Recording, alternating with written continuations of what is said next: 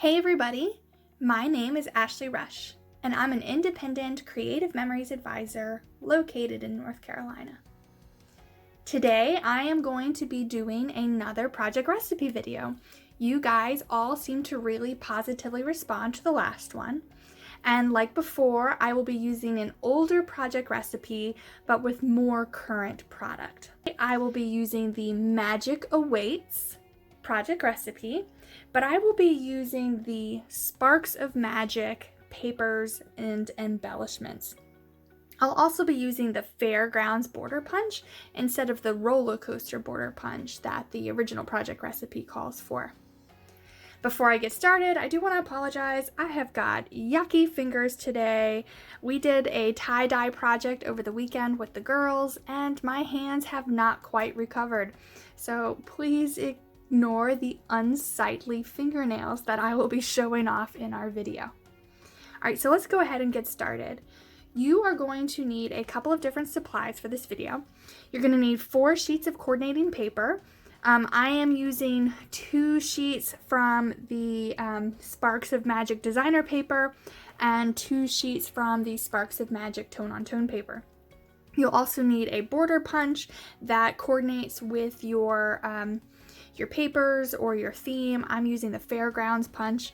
You'll need your tape runner, your 12-inch trimmer, as well as the decorative trimmer. So I'm not sure if you guys are still aware that we carry that. I'll show it to you in a minute, but that's what you need. Oh, and you'll also need 1 sheet of coordinating cardstock. So I'll be using black.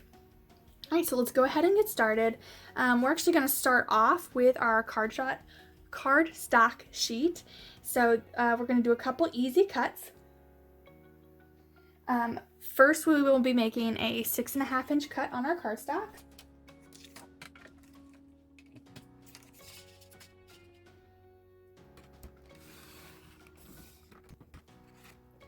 And then you're going to give your paper a 1/4 turn, and you will be making a cut at 5 3/4.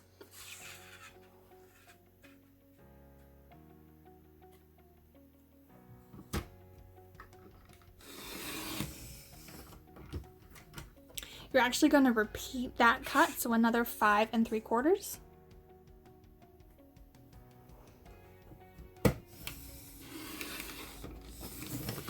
That'll leave you with 2 very large rectangles and then a skinny sheet left over. Oops, I didn't go all the way through on that one.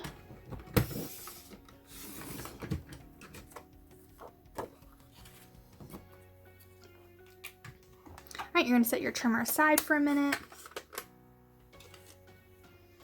And now we are actually going to use our border punch to create a border along the top of these large rectangles. So you want to make sure you're doing it on the long edge, the 6.5-inch edge, as opposed to the 5 3/4.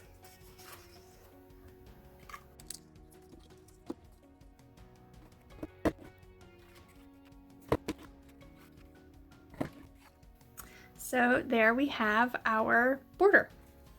You'll need to repeat that on your other large rectangle as well.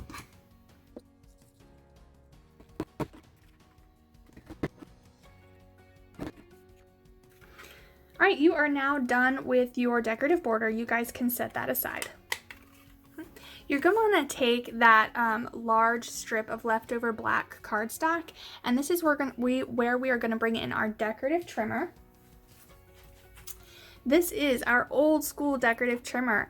It uses the old straight blades that we used to use on our traditional trimmer, and it creates 2 different curved lines. The nice thing about this trimmer is that it gives you a deeper curve than would be possible using a decorative blade on our new 12-inch trimmer. So we're actually going to make 2 different cuts here. We are going to cut at 2 3/4.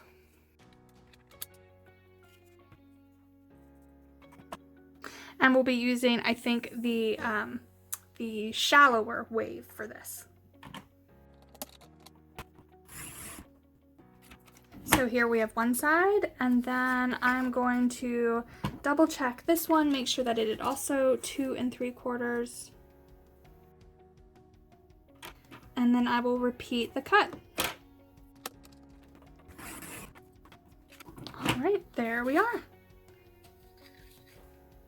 You will need this one more time, so just set it where you guys can reach it more easily. All right, next you guys are going to need one of your tone-on-tone sheets. That's this one for me. And you're going to need to cut, your first cut is going to be 4 inches.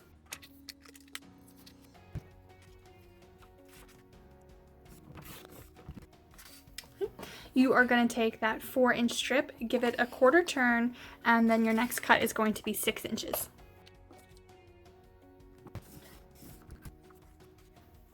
Right? Take the big remnant of that tone-on-tone paper, and you're going to make another cut of 4 inches.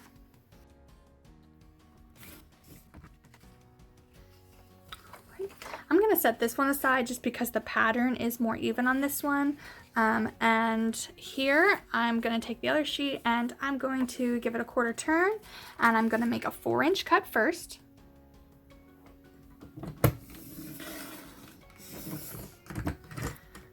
Followed by another 4-inch cut so that I'll get 2 4x4 squares.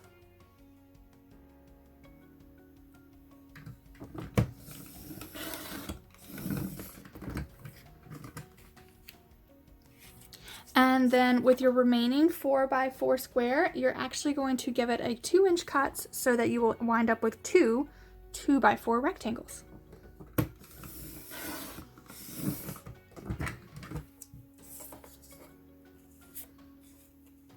Just going to set all of these rectangles and squares aside. And I'm going to pull that decorative trimmer back out.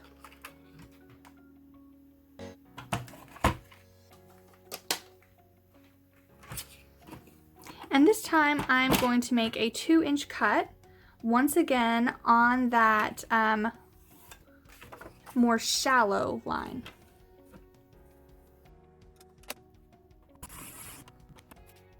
So we've got a 2-inch there. I'm going to repeat.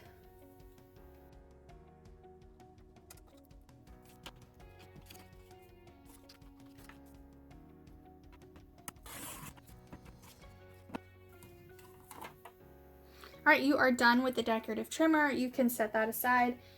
And we have one more cut to make. So this is going to be our last designer sheet. You're going to start by making a 4-inch cut.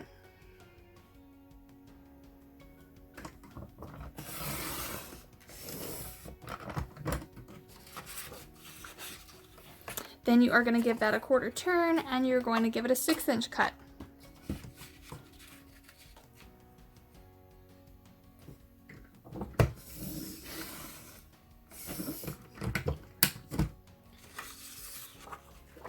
And we're done. You will have one very large remnant sheet as well as 2 whole sheets that you will use for your base. I am actually going to make one more cut out of this just so I have some options. This blue little 2x4 rectangle, the recipe actually calls to use the reverse, but I am using the reverse pattern as a base, and as you can see, that's not going to show up very well. So since I have this very large piece, I'm going to make one more 2-inch cut.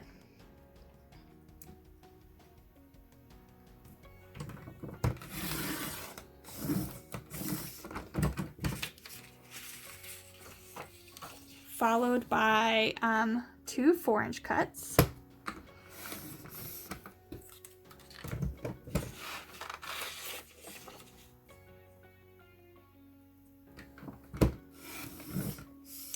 Just so I will have some options later when I'm putting together the recipe.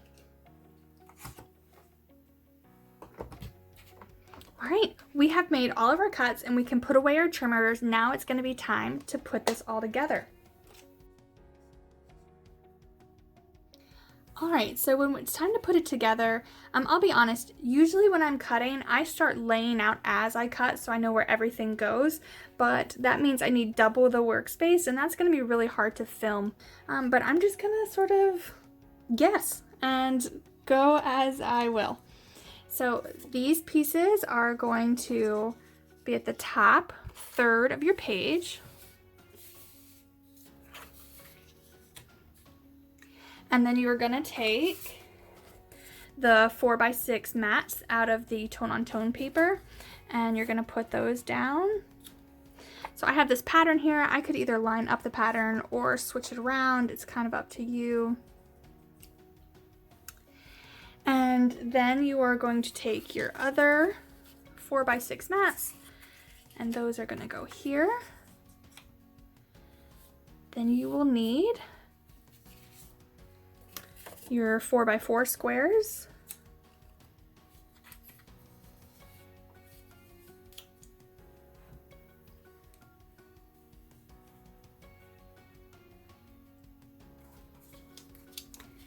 You're going to take your 2 borders. Those are actually going to be layered.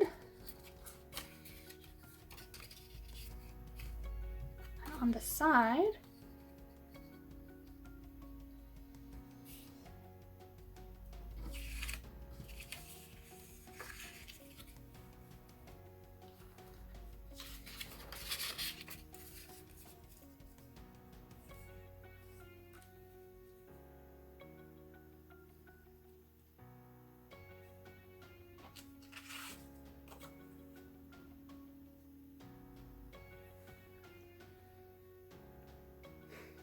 and then this is where those 2x4 squares come in.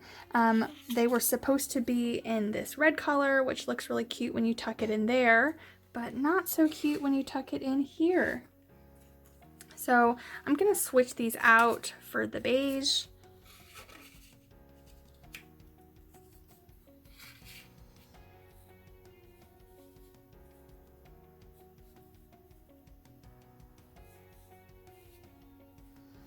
And then just because I can, and our paper is all dual-sided, I'm just gonna play around with flipping the patterns over and seeing what works and what kind of pops on these patterns.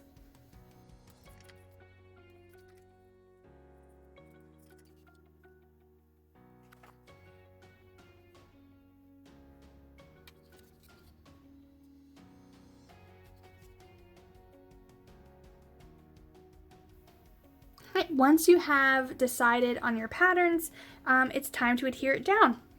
So I'm going to use my repositionable tape runner just in case I make a mistake or decide I want to move something a little bit. But yeah, I think it's about done.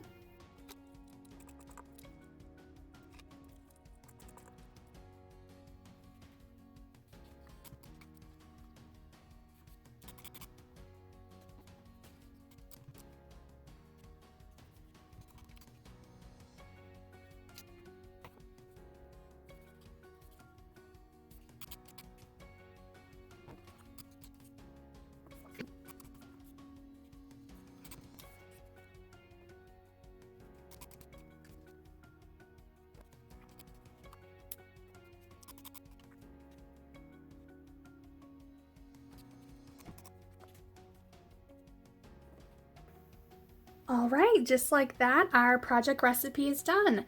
You can, of course, come back in with your stickers and embellishments and really jazz this up.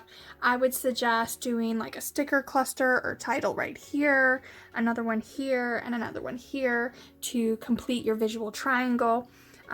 You can do some journaling in these little square boxes. But yeah. What do you guys think of this project recipe? Once again, this is the Magic Awaits project recipe using the Sparks of Magic paper. This is perfect for visits to Disney, carnivals, amusement parks, state fairs, even like beach, the boardwalks there.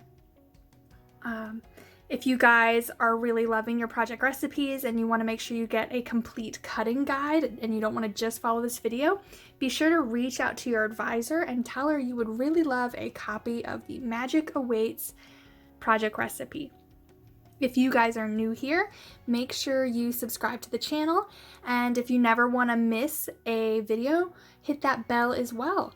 In the meantime, I'd love a little love and some likes on the video. I look forward to seeing you all next week. Thanks for tuning in. Bye!